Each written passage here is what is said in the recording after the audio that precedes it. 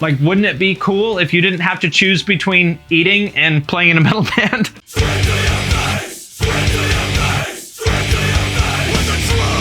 What's up, everybody? I'm Finn McKenty. This is the Punk Rock MBA, and today I want to talk about something a little bit different, but something that's going to tie into all the stuff I usually talk about, and that is money. Specifically, the way that a lot of people in our scene, the punk, hardcore, metal, whatever scene, talk and think about money. I'm going to get into a lot more detail, but basically what it comes down to is that I think our scene has a lot of toxic, dysfunctional, self-limiting ideas about money and success, and it's kind of a big deal. This kind of thinking is a big part of why it's so damn hard for bands to make any money, and I actually think it plays a very significant role in the overall decline of rock and metal in general. Basically, what I think it comes down to is that the punk, hardcore, metal, whatever scene suffers from a very severe case of crab mentality. And if you're wondering what crab mentality is, well, I could try to explain it, or I could just let Kevin Hart do it. A crab in a barrel. You put a bunch of crabs in a barrel. Yeah. Every crab that tries to climb out of the barrel, there's another crab that's going to grab that crab and pull him back in.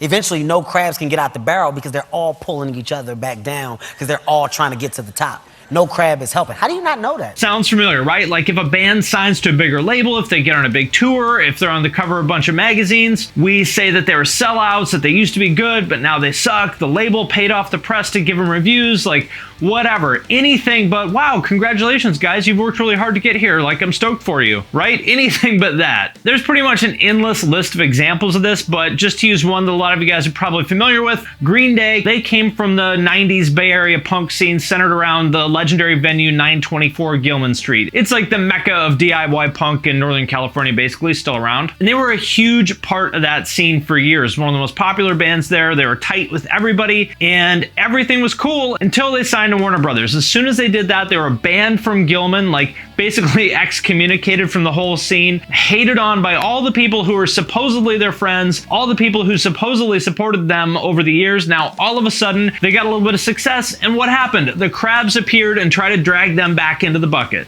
You gotta be fucking kidding me!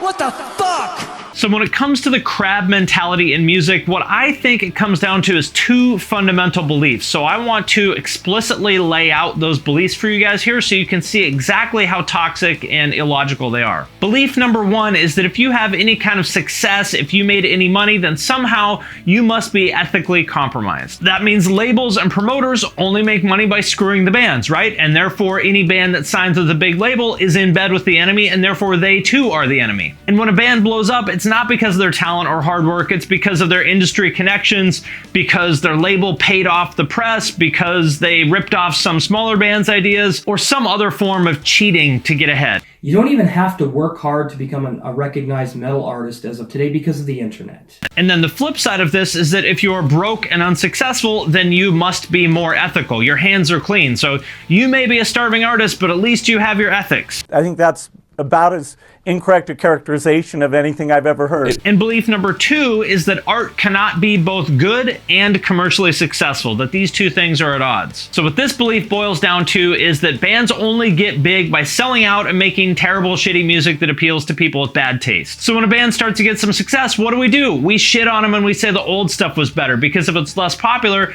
it must inherently be better art, right? Because nothing that's popular could possibly be good. Like how it's fashionable to be a Bring Me the Horizon hipster these days and say that Count Your Blessing was their only good album and they should go back to playing deathcore like they used to, not like that mainstream crap they do now. And my favorite part is that these are oftentimes the same people that hated Bring Me the Horizon back in the day for being a deathcore band. But I digress. You put these two beliefs together and you have the perfect crab mentality for music. Anybody that has success must be A, ethically compromised, and B, make shitty music. All the haters hate every time I shine. So let's talk about the consequences of the crab mentality being so widespread within the scene, because honestly, I think this is a really, really significant part of why rock has fallen off over the last, 10, 15 years, and rap has taken its place and been just on an upward trajectory the whole time. Basically, what happened is that instead of supporting any of these up-and-coming new artists that could have been the face of metal or rock in the mainstream, that could have helped the genre grow, the snobs, the elitists, the metal press, all these people basically like disown them. They said, that's not metal. We don't want anything to do with all that stuff. Whatever it is, we hate it. It's not ours. We're not part of it. We can't possibly get far enough away from that stuff. You know, metalcore is just not, there's nothing to it. And it's just contrived drivel. I mean... So let me get specific. In the last, 15 years or so, you had first all the Fueled by Ramen bands, the emo bands like My Chemical Romance and Fall Out Boy and Paramore and all that stuff. And those were all like huge Billboard Top 10 MTV bands, right? And then you had all the metalcore and post-hardcore bands like Asking Alexandria and Of Mice and Men and Sleeping with Sirens and all that stuff. Again, these are like Billboard Top 10 bands, maybe not as big as the, the Fall Out Boys and Paramours and all that stuff, but big bands, right? And what did the Crabs do? Instead of saying, hey, I don't really like this stuff personally, but it's cool. I'm glad that people are listening to this stuff because these kids who got into the genre via My Chemical Romance or Avenged Sevenfold or Asking Alexandria or whatever, maybe this is some fresh blood into the scene, right? Well, no, they didn't say that. Instead, what did they do? They hated and hated and hated like it was their fucking job. Guys in short hair and normal clothes, and they look like everybody else, screaming into a microphone, playing heavy guitar and thinking they're a metal band. And they're doing the same thing right now with what's basically the current equivalent of the stuff I just talked about, which is trap metal and emo rappers. All the same people that I just talked about are hating on trap metal and emo rap, even though those two genres are very clearly like the successor to guitar music. And if they were smart, they'd be embracing them. But no, they're not. They're hating on it just like they always do, except for Bring the Horizon, who, as usual, have proved that they're smarter than everybody else in the genre, and they're taking Scarlxrd out on tour. And what Bring the Horizon is doing with Scarlxrd, that is exactly what all these other bands should have been doing over the past 10 or 15 years, and maybe we wouldn't find ourselves in the spot we're in now. What they should have done, instead of hating, is they should have welcomed all those metalcore and Black Veil Brides fans with open arms, right? They should have said, hey, come on, welcome in. And they should have tried to get their real metal bands in front of those audiences, because for sure, some percentage of those kids would love it and would end up, graduating to real metal, as they always do. But no, of course they didn't do that. Of course they did the exact opposite. And what do you think happened? Well, it's pretty obvious. It pushed metal even further out to the fringes, even further from anything like remotely mainstream, which some people would say is a good thing, but I don't know. Is it? Like, wouldn't it maybe be a better thing if people could actually make a halfway decent living playing music that they like? Like, wouldn't it be cool if you didn't have to choose between eating and playing in a metal band? Because it's real easy for you or me to say it's not about the money, man, when we're just sitting on the couch pressing play on Spotify, right? It's a lot harder to say that when you're the guy or the girl out on the road in the band wondering like, man, how am I gonna pay the fucking rent when I get back from tour? Because then it definitely is about the money, whether you like it or not. You think that paycheck is in any way a slight to their integrity? Are you fucking kidding me? Pay them. Pay them double. Pay them now. It's about fucking time. And the crab mentality exists in every genre, yes, but I think it's particularly bad in rock and metal, especially when you compare it to hip-hop culture, which has always been the exact opposite. And yes, like I said, there are, of course, haters in rap, but in general, that's a culture that's always glorified success. It's always glorified the grind. It's all about hustling. It's the exact opposite of rock in that respect. As one example to give you an idea of how long this has been in the DNA of rap, here's a song that I first heard. It's called Road to the Riches by Kool G Rap and DJ Polo. I first heard it when I was like 11 or 12 on UMTV Raps back in the day. When I was 5 years old, I realized there was a road at the end. I would win lots of pots of gold. Never took a break, never made a mistake. Took time to create, cause there's money to make. To be a billionaire takes hard work for years. Like, how cool is that? It's a song about fucking grinding until you become a billionaire. Can you imagine a rock band writing a song about that? No. So can we be surprised by this? Can we be surprised that the genre that glorifies like success and grinding and hustling became successful, especially compared to the genre that treats success and money like it's made of fucking cancer? This is not a surprise. It's actually exactly what you would expect to happen. In the words of Bobby Hundreds, basically what's happened is we've kept ourselves core and poor. You ain't got enough money. You ain't got enough money. Now, I'm not going to spend too much time playing amateur psychologist as much as I would like to, but what I think it comes down to, like the root of crab mentality, I think comes down to insecurity. As my friend A.L. Levy says, losers hate winners. I think that's what this is all about. It's people who are unhappy with their own lives, they see someone else succeeding and they get envious and start to feel bad about themselves, and instead of taking a hard look in the mirror and going, man, what could I have done better? What could I learn from this person? Instead of doing that, they start pointing the finger and making fucking excuses. The longer it takes for you to achieve, the faster they want to see you break. It's in their nature to try to destroy what they know they cannot create. is basically a version of what's called the fundamental attribution error, which is when we attribute our successes to our own hard work and good decisions, but when we fail, we blame that on circumstances beyond our control. You know, like when someone sneers and they're like, well, yeah, my band could be big like Bring Me the Horizon, but we don't want to sell out like they did. Or some other excuse like, well, yeah, I mean, they suck, but they've got a big label and management on their side. Of course they blew up. You know, whatever other excuse you want to make. What it comes down to is that rather than accept responsibility for their own failures and shortcomings, these people would rather basically tell themselves that they're powerless victims and there's nothing they could have possibly done to succeed in these circumstances. We all have our crosses to bear. So what? Get over it.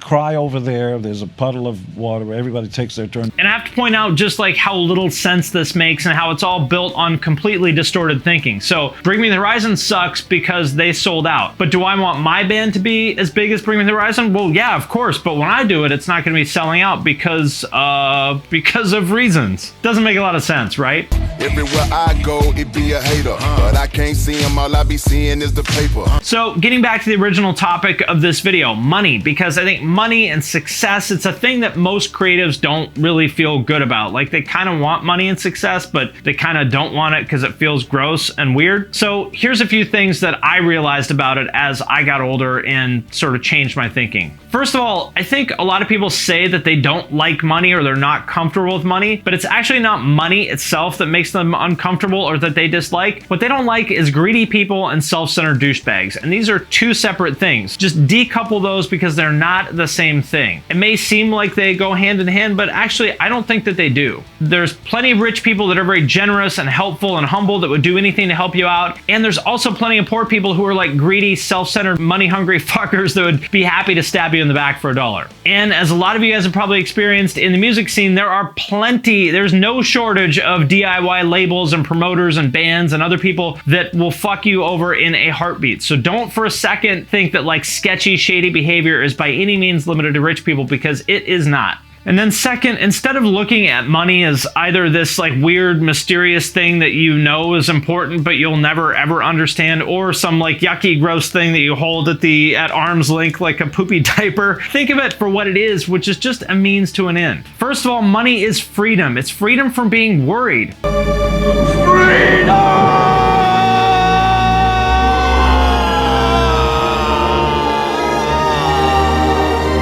Money won't buy happiness. Everybody says that. I think it's true. It's certainly been true for me. But if you've ever been poor like I have, then you know that lack of money definitely creates unhappiness, right? If you have a little bit of money, then you're going to worry a little bit less. You're going to be happier. You're going to be able to like free up your energy to be more creative. You're going to be able to say no to things you don't want to do. So that's the first thing. Money is freedom. Money is also power, and that might sound a little bit gross, and it kind of is, but it's also just the way the world works. You may have heard the saying about the golden rule, the one with the gold makes the rules, and that's just kind of how the world works. For better or for worse, it's just the way things are. So when you try to stop somebody's bag, as they say, you're not just hurting their checking account, you're also taking away their power.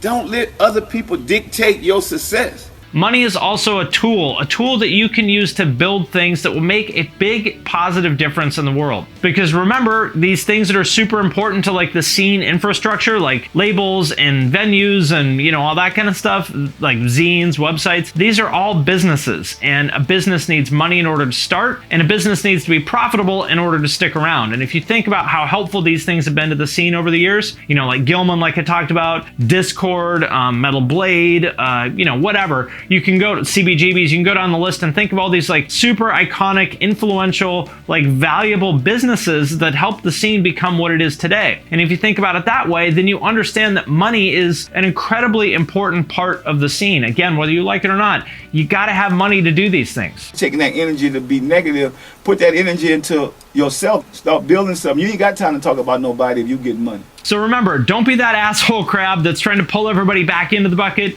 You want to be the cool crab that helps everybody get out. So if you're one of these people that wants to save rock, if that's something you care about, the #1 thing you can do to help is to let go of the crab mentality. Okay, well, I've done a lot of talking. I would like to turn it over to you guys. I would like to hear what you think in the comments. Have you seen this stuff in action? I mean, I think we probably all have, right? So yes, you have seen this stuff in action, but have you ever gotten hate for your successes, or have you ever been that asshole crab pulling somebody else back into the bucket? I'm not proud of it, but I've definitely done it. I think most of us have. Do you agree with me that this has hurt rock in general? Do you think it's helped rap that they have this culture of celebrating like the hustle and the grind and success? Let me know what you think about that stuff or anything else in the comments. And as always, if you liked this video or any of my other videos, I would love it if you'd give me a follow on Instagram. There's a link in the description. And with that, I'm going to sign off for now. But as always, I will see you next time.